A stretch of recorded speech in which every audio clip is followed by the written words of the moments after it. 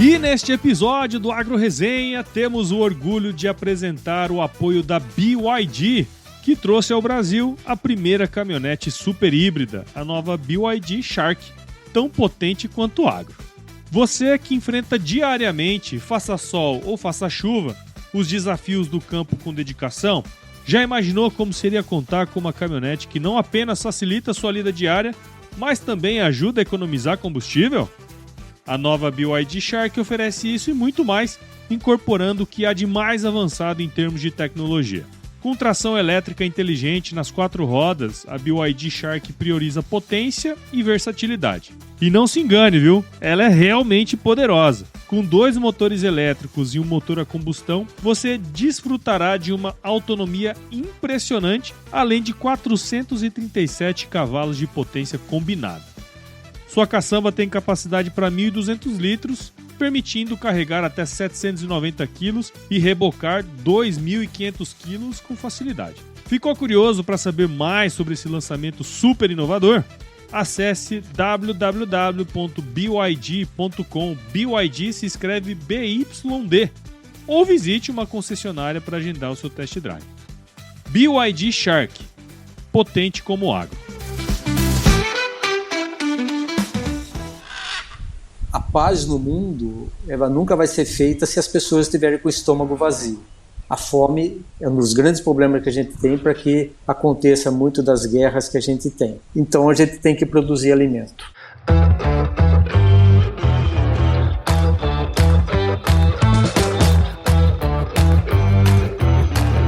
E aí, pessoa, tudo beleza? Estamos começando mais um episódio aqui no Agro Resenha e nesta semana estou aqui com o meu grandíssimo doutor Walter Casarim, que é professor do curso de especialização em solos e nutrição de plantas na Exalc, na Solo Agro, e o coordenador geral e científico da Nutrientes para a Vida, formado na Exalc. Então ele vai contar um pouco disso aí. Walter, muito obrigado por estar aqui com a gente, seja super bem-vindo ao Agro Resenha Podcast. Muito obrigado, eu não sei se você te chama de Paulo, do Prudência.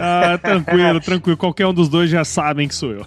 Então vamos lá, ficar no Prudência aqui, fica mais raiz então. É isso aí. Mas, Prudência, muito obrigado pelo convite, para mim é uma grande honra estar conversando com vocês e muito feliz ao mesmo tempo que só aparece a voz, né? Então as pessoas vão imaginar de repente quem que é essa voz bonita falando, né? Então não enxerga o rosto, então fica ótimo isso. É isso aí, vamos poupar os nossos ouvintes, né? Da nossa imagem maravilhosa. Muito bom. E pra você que tá aí ouvindo, já sabe, aqui no Agro Resenha Porteira não tem tramela pra quem busca se informar sobre assuntos ligados ao negócio. Então não sai daí, porque esse bate-papo você já viu, né? Tá muito legal. Firma o golpe que nós já estamos de volta.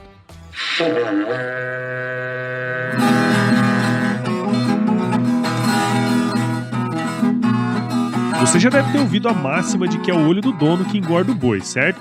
Isso é verdade até certo ponto, afinal só olhar não adianta nada sem uma boa direção. Com base em valores como honestidade, qualidade, inovação nos produtos e excelência no atendimento, a Nutripura, que desde 2002 atua no segmento pecuário, te dá essa direção, oferecendo os melhores produtos e serviços aos pecuaristas, garantindo resultados positivos não só no campo, mas principalmente no bolso.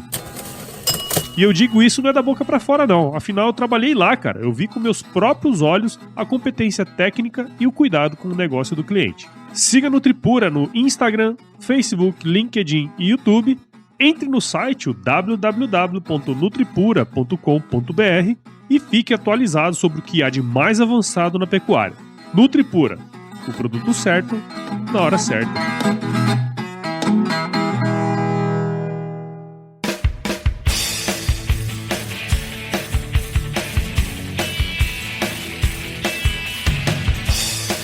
Muito bem, estamos aqui de volta com Walter Casarim. E pra gente começar essa resenha aqui, Doc, conta um pouquinho da sua história aí pra gente, cara. Vamos lá, eu escolhi, acho que a melhor profissão que existe no mundo. Escolhemos, né, é ser agrônomo, né, então essa vontade de ser agrônomo veio do meu tio, né, que estudou aqui na Exalc, e ele tinha uma paixão pela agronomia, acho que eu me contagiei com isso. Então eu fui fazer agronomia, formado em 96, depois de agronomia, trabalhei um pouquinho, 2 anos trabalhando na área de fertilizantes.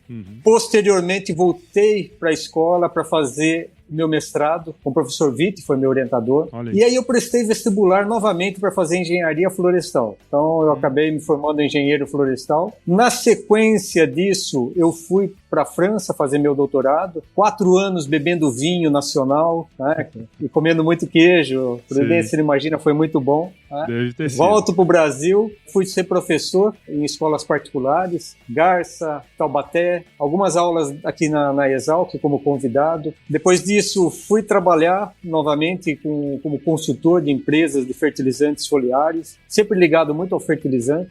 Isso durou até 2009. Em 2009 eu fui convidado para entrar no IPNI, que é o Instituto Internacional de Nutrição de Plantas. Fiquei até 2018, né, depois do IPNI fechou. Na sequência, volto para a escola como convidado para dar aula na graduação, né? Então, eu sou um professor convidado lá no Departamento de Solos, e o fato de ser professor do Solo Agro, isso já acontece desde 2007.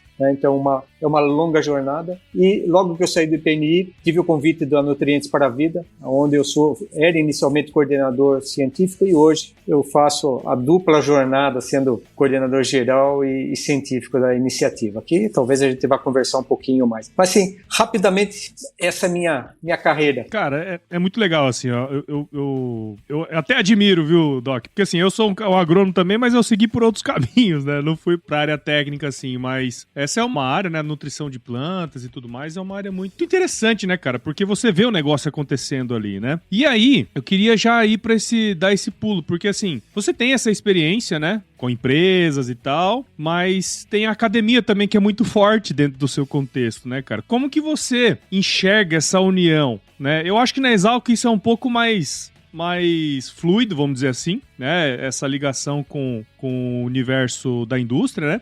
Mas, em geral, a indústria fica um pouco longe da academia, né, cara? E você tem essa ligação com os dois. Como que você enxerga essa questão, assim? Essa é uma pergunta muito interessante, porque muitas vezes a academia vai estar um pouco longe da realidade prática do produtor rural, né? Ou do campo, né? A gente vê muitas dissertações de mestrado ou tese de doutorado que às vezes não agrega muita informação prática que possa ajudar a agricultura. Mas ao mesmo tempo nós temos boas teses e dissertações que trazem informações. Mas a parte acadêmica, teórica, ela é muito importante para a nossa formação inicial. Ela é fundamental, porque toda a explicação do que acontece no campo, ela está lá no banco de escola, né? Tá lá quando a gente aprendeu teoria. E a gente não pode desvincular isso. Mas, ao mesmo tempo, a gente tem que saber como aplicar essa teoria na prática, né? E muitas vezes a prática, ela não é tão redondinha assim.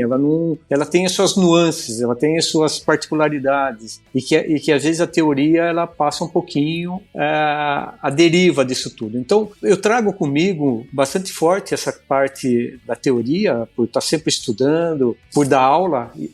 Ser professor é uma forma de você aprender a cada instante, porque quando você está ensinando, você está aprendendo ao mesmo tempo. E a prática do campo, ela traz para você um pouco dessa coisa, o que nós precisamos, o que nós precisamos melhorar, o que nós precisamos estudar. E felizmente a pesquisa, ela é uma espiral que não tem fim. Sim. Graças a Deus, porque senão ia acabar uma hora, né? Então a gente está sempre tendo que redescobrir, se reinventar. Então o professor Malavolta foi meu professor e ele sempre dizia isso pra gente. O dia que você parar de estudar, de aprender, você está se matando por dentro, porque você vai começar a se implodir, né? Você deixa de ter as informações. Então, e o Solo Agro, o curso do Solo Agro, ele tem muito disso. Ele tem os professores que têm a experiência lá na academia, tem o conhecimento da academia, mas ao mesmo tempo ele tem a experiência prática. Ele concilia essas duas coisas. Aí ele leva para o aluno de uma forma muito mais simples e prática para ele, daquilo que ele vai aplicar no dia a dia, né? Sim, sim. Então, até pelo perfil, né? Até pelo perfil dos alunos também, né, professor? Sim, porque eles não são alguém que está querendo seguir a vida acadêmica, mas sim, ele quer fazer uma reciclagem para que ele possa ser mais eficiente no seu dia a dia de trabalho, né? Então, eu acho que esse é o grande barato disso tudo aí. Bom, e aí a Nutrientes para a Vida entrou na sua vida, né?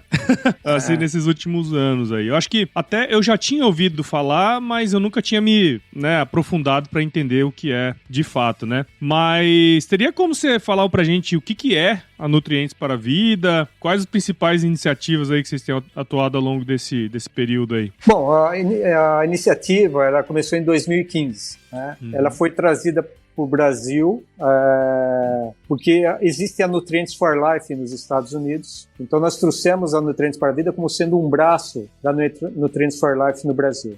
Elas têm umas certas diferenças de atuação. A Nutrients for Life nos Estados Unidos ela é muito mais voltada para os teens, né, para os jovens, e nós aqui, de maneira geral, desde criança até os adultos.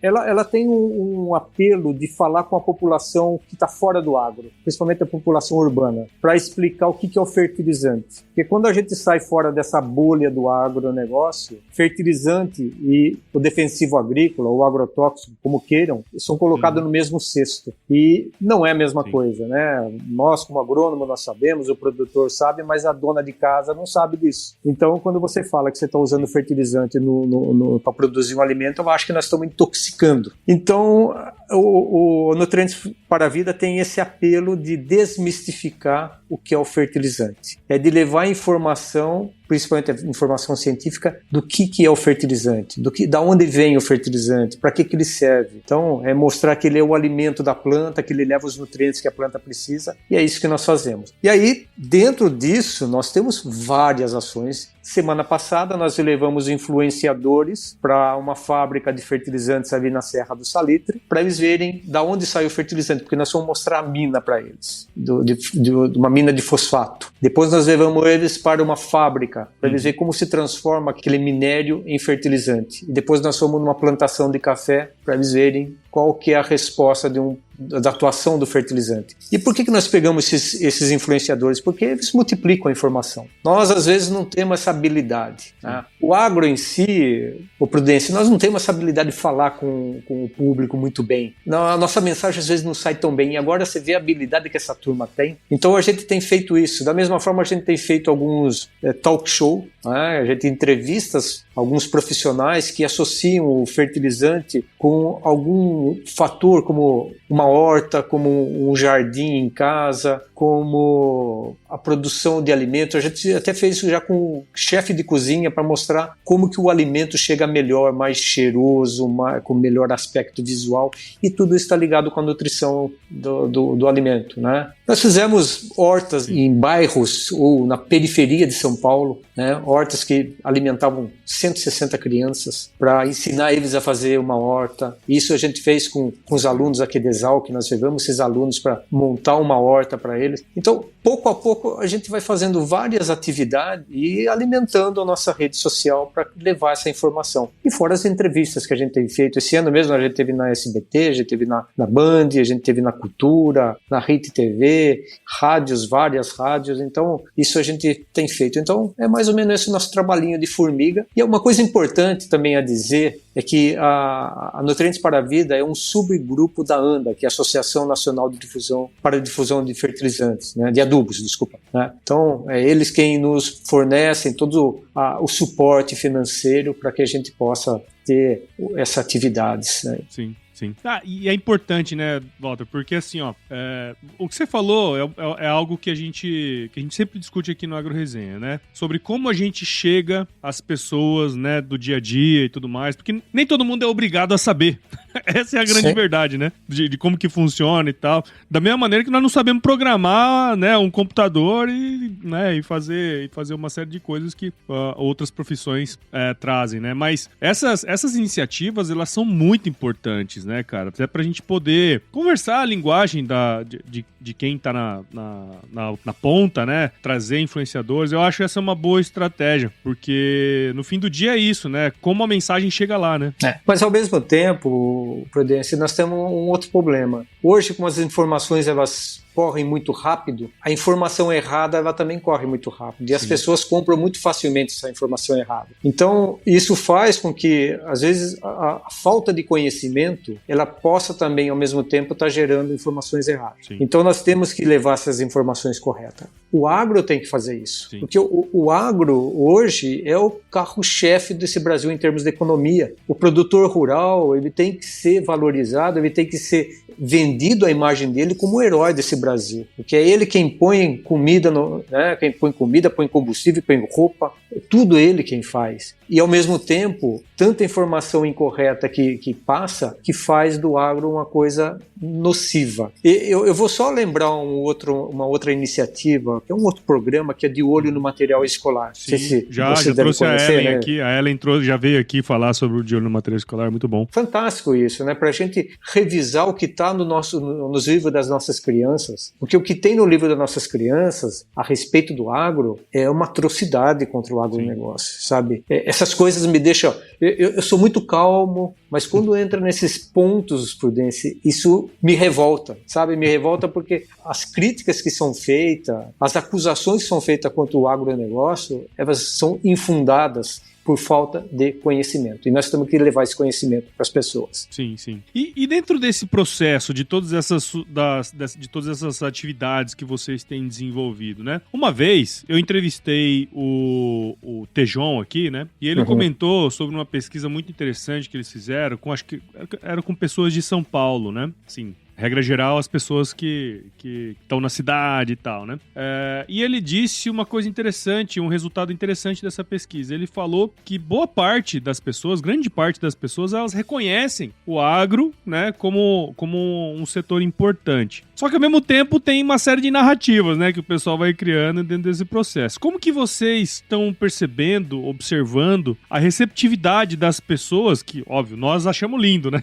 Mas como que as pessoas têm recebido essas iniciativas, esse pessoal que vocês estão tentando atingir, assim? Bom, primeiramente, o Tejon é a empresa dele quem nos dá o suporte de marketing no NPV. Né? Então, o Tejon realmente é uma pessoa que tem um carinho muito grande pelo NPV, converso com ele constantemente, né? Bom, agora com relação ao que você está me perguntando, a gente percebe muito que quando você inicia uma conversa a respeito do agro, nem sempre é muito amistosa essas conversas. Mas a partir do momento que você começa a expor e a mostrar como funciona o agro, falando do fertilizante, né? Na semana passada nós estivemos lá na Serra do Salitre, nós tivemos com 3 influências da área de sustentabilidade e ambiente. Eles tinham uma visão muito equivocada do fertilizante, mas à medida que você vai mostrando como funciona, por que é usado, como que é usado, todos os cuidados, o manejo que é feito com fertilizante, vai mudando a forma dele enxergar, né? Os conceitos dele vão mudando, né? Porque criam-se mitos e a gente tem que quebrar esses mitos que são criados. Então, vai mudando. Mas, de certa forma, eu percebo que tem melhorado muito. Que as pessoas têm recebido muitas informações, eles têm, de uma certa forma, visualizado de uma forma muito positiva o agro. Mas ainda eu acho que podemos melhorar bastante. Sem dúvida. Eu acho que melhorou, mas não está ainda dentro daquilo que a gente gostaria. Eu acho que ainda continua um pouco negativa. E tem uma série de questões que implicam nisso aí também, né? Porque, assim, se você parar para pensar, eu tava até tendo uma conversa ontem sobre isso. Se você parar pra analisar, tipo, se você pega talvez até a minha geração, uma geração um pouco antes de mim, se não era o pai, pelo menos o avô, ele tinha uma memória afetiva, né, do campo, de ir pra fazenda e tudo mais, né? Essa geração mais nova, muitas vezes ele não tem mais essa memória afetiva, né, do campo, de estar lá e tal. Isso dificulta tudo também, né, Walter? Porque, assim, quem não tem uma memória afetiva daquele ambiente, basicamente ele não sabe nada daquele ambiente também, né? Se a gente for pegar aí as novas gerações, ou as gerações do agronegócio, a gente tinha mais de 50 pessoas que viviam no campo. E a partir de um momento isso inverteu. Então as pessoas não estão mais com essa ligação com o campo. Meu filho é formado aqui na escola, né, Exalc? É o bicho asfalto. Olha. E o meu filho mesmo, ele nunca foi para o campo. Ele está indo para o campo agora que ele está trabalhando. Mas ele não conhecia o que era o campo. Eu não sei se ele falar para ele, se diferencia para mim uma soja de um feijão, ele não ia conseguir conseguir, né? Então, a gente percebe que a vida está muito urbana e ela se fixa muito nisso. Você conhece muito bem o professor Witt, do Departamento de Solo, né? O professor Witt sempre disse, olha, as pessoas acham que o leite ele vem na caixinha, não vem da vaca, que o arroz e feijão brota na prateleira, ele não veio do campo. Então, essa visão de que todo o alimento, todos os recursos que ele tem hoje em mãos, ele sai lá do campo. Então, esse eu acho que ainda que é o grande problema de quem está dentro de uma cidade. Eu tenho oportunidade de dar aula aqui no curso de Química e Fertilidade do Solo. Você fala de fertilizante, alguns ainda recriminam o uso de fertilizante. Eles acham que não pode usar fertilizante químico, que é equivocado, nós temos fertilizante mineral, né? Eles acham que tudo tem que ser orgânico, mas o orgânico a gente não consegue adubar esses solos que a gente tem, né, que são pobres e que precisam de uma disponibilidade rápida, principalmente uma cultura anual, que precisa de rapidamente a disponibilidade de nutrientes. Então, essas visões ficam muito distorcidas, né? E a gente tem todos esses equívocos que eu estou falando. A gente continua batendo nessa tecla de que falta conhecimento.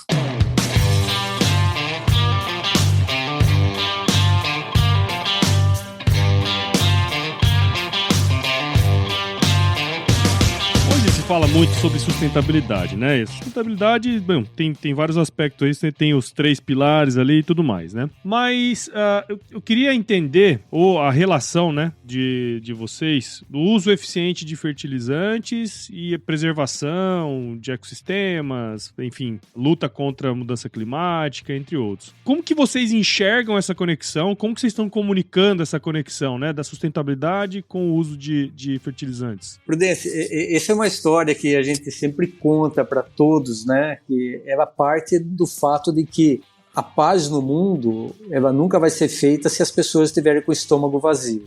A fome é um dos grandes problemas que a gente tem para que aconteça muito das guerras que a gente tem. Então a gente tem que produzir alimento. Esse é um fato. E as pessoas, o mundo hoje está cada vez mais exigente desses alimentos, em todos os aspectos, né? Não só na quantidade, mas como na qualidade dos alimentos. Então, nós não podemos deixar de estar produzindo.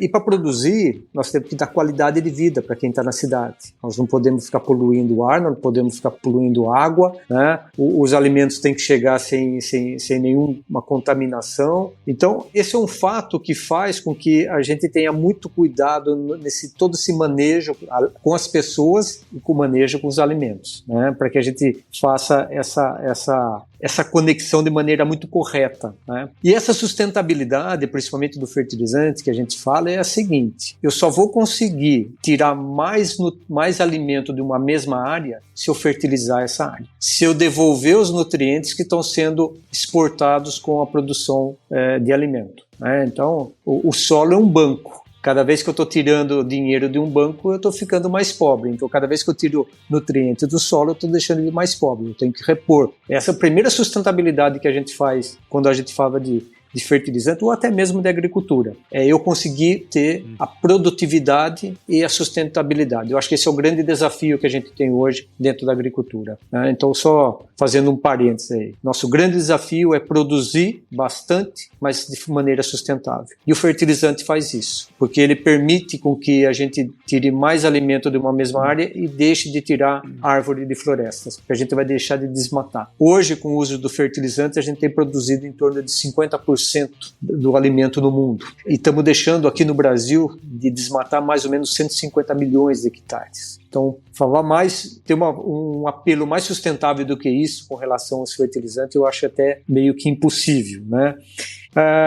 Indo para um outro lado, o fertilizante ele permite com que as plantas consigam produzir mais e a gente produzir mais palha para recobrir esse solo. Recobrindo esse solo, que é o caso do manejo com plantio direto, a gente vai estar fazendo a manutenção desse solo, mantendo essa água mais viva dentro do solo, tendo a microbiologia viva desse solo. E com isso, esse manejo, a gente pode até ao longo do tempo reduzir o uso de fertilizante, mas inicialmente ele é importante, né? Então, todo o sistema de manejo que a gente tem hoje, ele está envolvido dentro do fertilizante. Então, é mais ou menos por aí que a gente tem feito nossa conversa com a população. E tem um outro ponto aí que às vezes a gente vai esquecendo de alguns pontos, mas que é o desperdício de alimento. Qualquer deficiência ou qualquer problema que você tenha no seu alimento, ele vai para o lixo. Ninguém compra um tomate com deficiência de cálcio. Sim. Ninguém compra vamos pensar aí numa rúcula com deficiência de ferro, que ele fica branquinho. Isso vai pro lixo. Então, quando você joga um alimento pro lixo, você está jogando água, você está jogando fertilizante, você está jogando defensivo, você está jogando tempo, combustível, tudo vai pro lixo. É um desperdício enorme de dinheiro. Então, eu vejo aí também um outro fator, que é a nutrição que o fertilizante leva, né, em termos de ganhos de sustentabilidade para a nossa população. Legal. É interessante. Eu acho que tinha até eu não vou lembrar os dados, né? Mas assim, eu lembro que eu li uma vez um artigo, acho que até da FAO que mostrava, né, as perdas ao longo do processo, né? Você tem muitas perdas ali no processo produtivo e tal, mas depois você tem muitas perdas também no pós-colheita, né? Seja ali no momento exato que você tira o alimento do campo, seja lá na frente também. Bom, o mercado não vai escolher uma cenoura feia, né? O mercado não vai escolher esse tipo de coisa.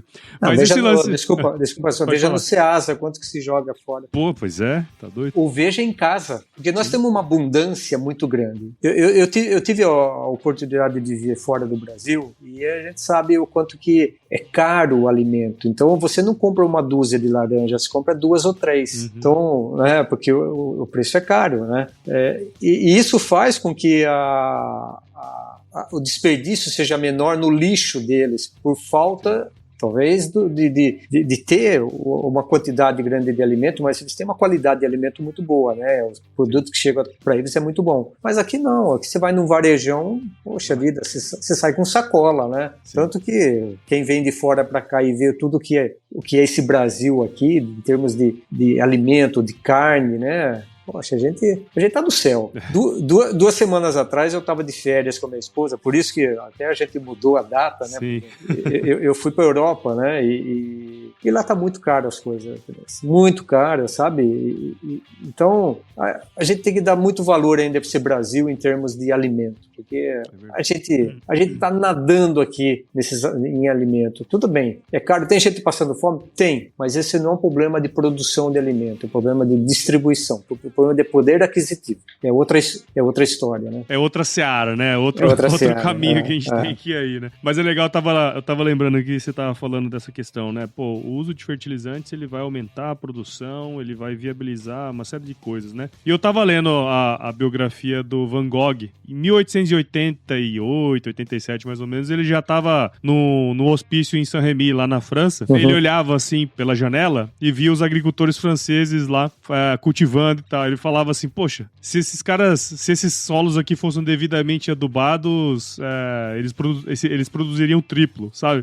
Então, quer dizer, a tecnologia sempre esteve aí, né, ao alcance. Hoje, muito mais do que antes, né? Quer dizer, isso já é amplamente comprovado, né? O quanto que o uso de fertilizantes, enfim, de defensivos, enfim, insumos como um todo, melhoraram o processo produtivo e evitaram uma série de desmatamentos aí, né? A gente tem os dados de número de área de desmatamento evitado, é gigantesco. Porque se a gente tivesse a mesma produtividade da década de 70, 80, a gente tava no corgo, né? Exatamente, é isso aí. Você sabe um outro ponto? Você estava falando aí, a cabecinha da gente fica aqui rodando, né? Você está falando de sustentabilidade de fertilizantes. Hoje, a produção de fertilizantes, principalmente a nitrogenada, que usa combustível fóssil para sua produção, que acaba lançando aí gases de efeito estufa e tudo mais, hoje já está começando a mudar. Já há algum tempo já vem mudando, né? Hoje já se fala da amônia verde, né? A produção de hidrogênio verde, usando outras fontes de energia, como a eólica, né? Então, a própria indústria hoje, ela sente essa pressão da sustentabilidade, sabe? Então, nós estamos entrando em novas eras, mesmo no caso dos fertilizantes, né? Claro, então, o fertilizante de liberação controlada e lenta também é outro, que agrega muito, né, na redução de perdas de nutrientes no ambiente, né? Então, tanto o manejo quanto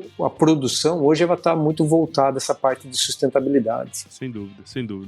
E, bom, aproveitando, Walter, que você tem toda essa visão aí da agricultura brasileira, enfim, essa experiência fora também, né? Por tudo que você tem vivido aí na Nutrientes para a Vida e viveu também a vida inteira aí como consultor e professor e tudo mais, quais são os principais desafios ainda que a gente deve enfrentar para os próximos anos? Porque, assim, do ponto de vista técnico, a gente tem um monte de estudos que comprovam uma série de coisas. Só que, ao mesmo tempo, tem muita coisa mudando, né, cara? Como que você vê os desafios aí para os próximos anos no agro? Eu acho o seguinte, que realmente a gente já está vivendo um pouquinho do avanço da agricultura hoje, né? A cada ano a gente percebe que novas formas de produtos estão chegando. A gente vê aí um grande desafio, a gente reduzir o uso de defensivos agrícolas na agricultura. Então aparecem aí os biológicos que estão crescendo a cada ano. A gente percebe aí um caminho para a agricultura regenerativa, que é fazer a menor dependência de insumos agrícolas na agricultura, trazendo todo esse manejo de plantas de cobertura. Isso tudo vai valorizar muito a forma ou o caminho para uma nova agricultura. Eu vejo também a parte de biologia do solo crescendo bastante, sabe? Mudando do passado, aquela coisa de gradear, de arar, gradear, né? Hoje se mexe muito pouco no solo. Além disso, nós temos as boas práticas de uso de fertilizantes, que é usar a fonte certa, na dose certa, no local certo, na época certa. Então, todos esses movimentos que estão acontecendo, eu acho que está fazendo a nossa agricultura cada vez mais, avançando mais. Às vezes não precisa de altas tecnologias, mas eu vejo que o próprio manejo, um feijãozinho com arroz, tem valorizado muito. Num tempo para cá, esqueceu da conservação do solo, sabe, de fazer terraços. E agora com essas últimas chuvas, principalmente no Paraná, que a gente viu, né, ali em Cornélio Procópio, praticamente um lamaçal que estava na cidade. Lamaçal é terra que está descendo. É nutriente que está indo embora, né? É matéria orgânica que está indo embora, né? É a camada mais viva do solo que você está perdendo, né? Aqui o rio Piracicaba, quando não chove é uma água bonitinha, ela está limpa. Agora que choveu, está marrom.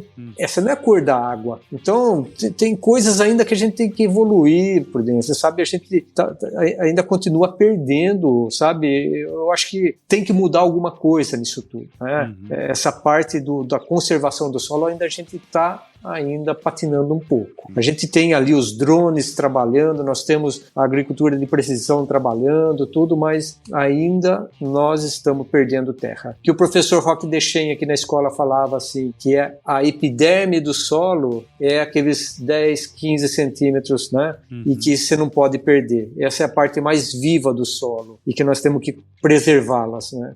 Então, eu não sei nem se eu te respondi o que você tinha me perguntado.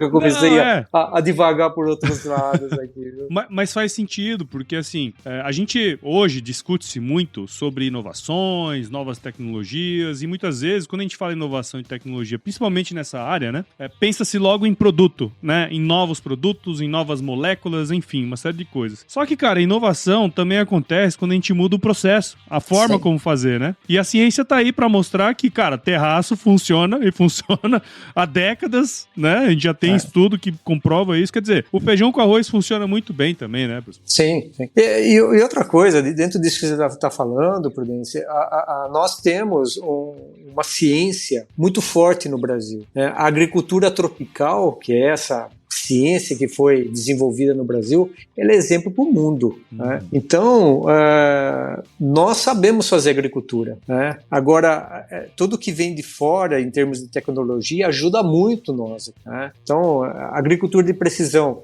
eu acho fantástico a agricultura de precisão. Mas para você fazer uma agricultura de precisão, você tem que ter uma boa amostragem de solo, que você não pode faltar. Você tem que ter bons produtos para aplicar, ou seja, se você tem um produto fertilizante que tem diferentes dimensões de partículas, que tem a segregação, você já coloca essa agricultura de precisão um pouco em dúvida. O problema não é a agricultura de precisão, mas sim o produto que você está colocando ali, né? Então, nós temos que organizar bem isso tudo, sabe?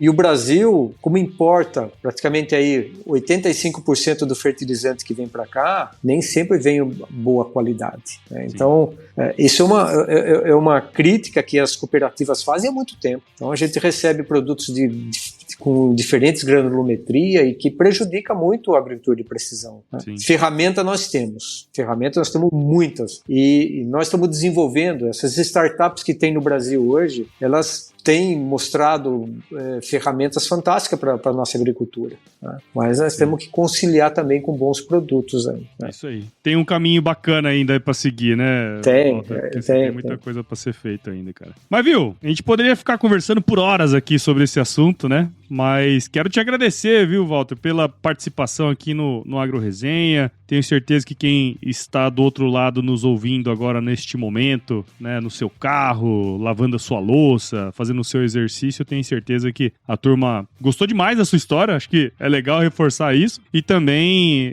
acho que a gente divide muito o pensamento de que, tem muita coisa para melhorar ainda, né? Tem muita coisa boa, aliás, e se a gente fizer o básico bem feito, o negócio vai para frente, né? Então, e também comunicar isso para as pessoas, né? Que eu acho que é o grande objetivo aí do trabalho de vocês. Então, muito obrigado e parabéns aí pelo trabalho, viu? Olha, eu que agradeço a oportunidade de poder falar da Nutrientes para a Vida, né? Até eu convido as pessoas a nos seguirem. Aliás, é muito importante nos seguirem. Nós estamos Nutrientes para a Vida. Nós temos nosso site, nós estamos no Instagram, nós estamos no Facebook, nós estamos no YouTube, nós estamos no LinkedIn. Aonde você quiser vai nos encontrar. Então a gente te espera lá, né? Segue a gente, porque sempre tem algum artigo legal, alguma atividade que a gente está fazendo e que traz alguma informação importante, né? Maravilha. E eu agradeço muito essa oportunidade para poder falar dela. Imagina, que isso. O AgroResenha serve exatamente para essas coisas aí, viu?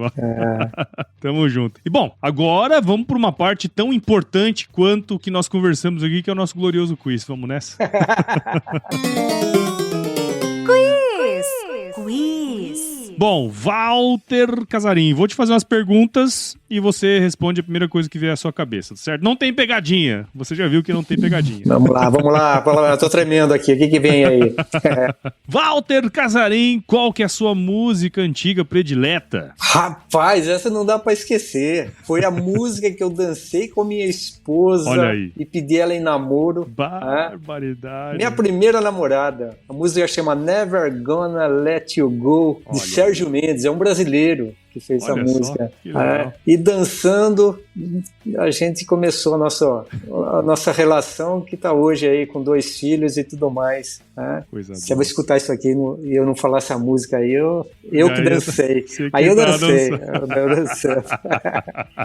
Cara, e conta pra gente, qual foi o lugar mais legal que você já visitou? Rapaz, o lugar mais interessante que eu tive foi Istambul, na Turquia. Olha aí. Istambul, cara, que legal. Você vai falar, por que, Walter? Porque lá é um contraste de cultura. Foi a antiga Constantinopla, você volta no tempo, sabe? Então, essa coisa de uma cidade que é parte Ásia, parte Europa, ela tem uma magia envolvida nela e ela me marcou. Então, é uma cidade que eu recomendo a conhecer. Muito bom, muito bom. E na cozinha, Dr. Walter, qual que é a sua especialidade, meu cara? Esse é o seu imbatível. Aí, ó, tá vendo? Esse é imbatível. Aí é fazer pipoca. Ninguém faz pipoca melhor do que eu.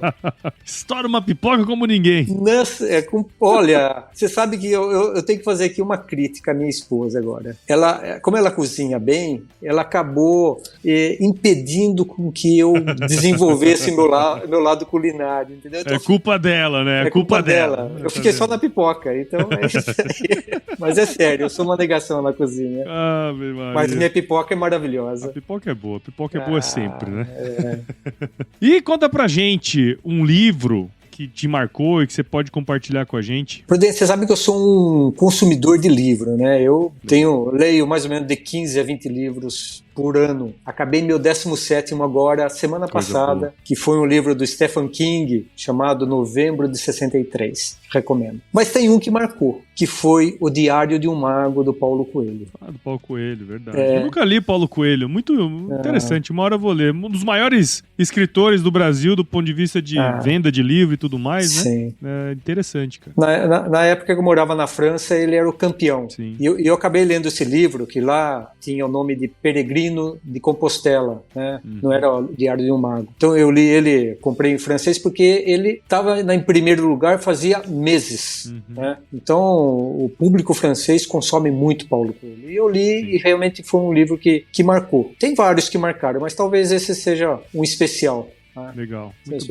Tem umas mensagens muito bonitas ali. Legal. E conta pra gente uma mais filosófica agora, Walter. É o seguinte, se você se encontrasse com o seu eu de 17 anos hoje, qual seria o melhor conselho que você se daria? Rapaz, que pergunta! Olha, Prudência, eu acho que eu falaria assim pro meu eu de 17 anos. Segura na mão de Deus e vai. Viva cada momento. Viva cada momento. Né? Essa é uma frase que o professor Vitor sempre fala. Viva o momento, bicho. Né? E eu acho que é isso, viver mais intensamente, sem se preocupar com os outros, sabe? A vida realmente ela é curta, ela passa muito rápido. Então, aquilo, não se arrependa nada do que se fizer, né? Se arrependa de não ter feito. Tá?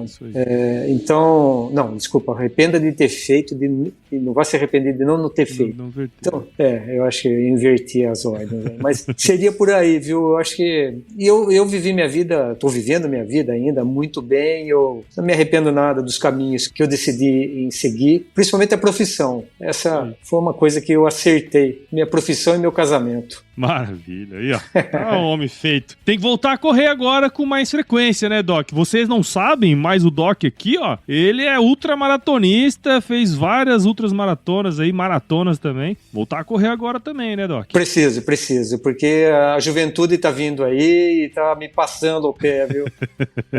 O tal de Paulo Ozaki também, eu sei que tá correndo bastante, né? Então, deixa eu voltar. Até para representar a nossa Exalc Runners, né, de maneira mais forte, né? Presença no pódio e tudo mais. Não, mas você tá mais fininho que eu, viu, Doc? Fica tranquilo. Nem tanto. Não. E pra você aí que ouviu esse bate-papo meu com o Dr. Walter aqui, eu tenho certeza que você viu valor em tudo que a gente conversou. Afinal, você tá aqui com a gente até agora, então considere compartilhar esse episódio com alguém que vai se beneficiar desse conteúdo. O podcast cresce na medida em que você participa com a gente desse processo. Então assine o Agro Resenha em qualquer agregador de podcasts, no Apple Podcasts, Spotify, Deezer. Siga a gente nas nossas redes sociais também, no Instagram, Facebook, LinkedIn e no X. Entre no nosso grupo do WhatsApp, no nosso canal do Telegram, o link tá lá no nosso site, o www.agroresenha.com.br, e escreva para contato@agroresenha.com.br se você quiser mandar sugestões de entrevistados, mandar um oi aí pra gente. O Walter veio como uma sugestão aí, então dá certo, viu? Dá certo. Walter, de novo, muito obrigado. E eu sempre finalizo aqui os meus episódios com uma frase de muita sabedoria, viu? Que é o seguinte, cara. Se chover, não precisa molhar a horta, não, tá bom? Fica tranquilo. Até porque pode dar deficiência de manganês. Tá vendo? Muito bom. Obrigado, Doc. Valeu, um abraço, muito obrigado, viu?